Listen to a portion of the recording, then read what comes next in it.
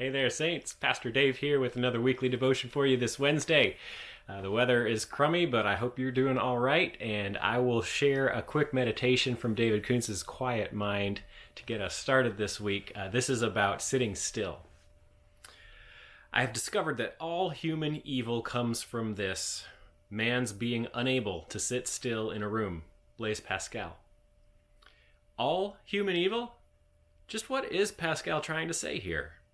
If a person, any one of us, were indeed able to sit still in a room, what would that tell us about ourselves that we need to know?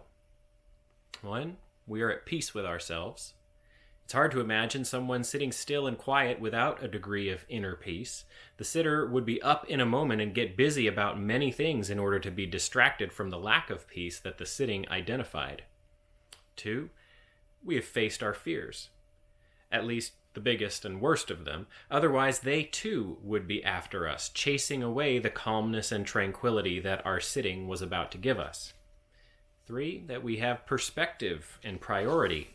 Sitting still in a room allows so much to come up into our consciousness.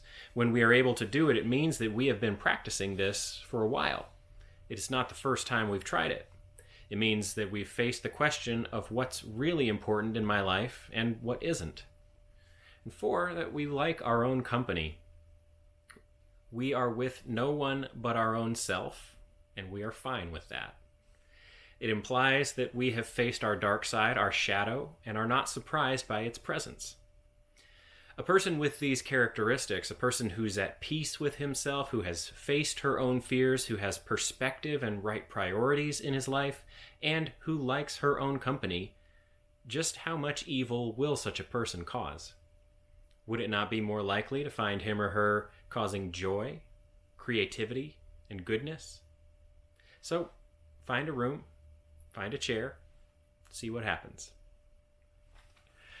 Saints, when I read this, I immediately thought of the concept of the timeout and how when our kids are misbehaving, or maybe when we as kids were misbehaving, we'd find ourselves in timeout and be forced to sit still as the result of whatever evil we had done, whatever commotion we'd caused.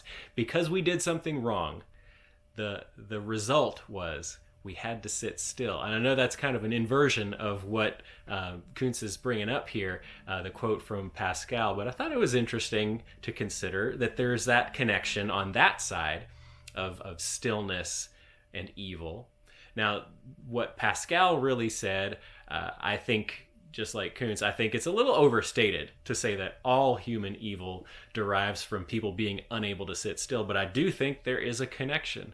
I do think that when we are not willing to be at peace with ourselves, when we are not capable of finding that inner calm, when we are not able to accept who we are and the things that we're going through, and when we are not satisfied with our own self and accomplishment and self-worth, when we're desperate to be noticed and recognized and appreciated, when we're constantly striving after people's attention, we're going to have a hard time sitting still, and we can very easily get ourselves into trouble. Again, I don't think that all human evil or misbehavior is a result of our dissatisfaction with ourselves, but think about what we'd say about the way a bully acts out, or what our therapists tell us about how our own trauma manifests in bad behavior toward others. When we are not comfortable with who we are, not comfortable enough to sit by ourselves and face the reality of who we are, then yeah, I can see why that might lead us into making bad decisions, doing things that are not in keeping with our own stated values, maybe things that are hurtful to others. So how do you manage in quiet times and in stillness? I'm wondering, how often do you find yourself alone with yourself, and how does it make you feel?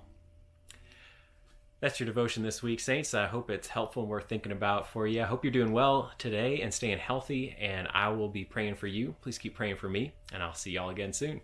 Bye-bye.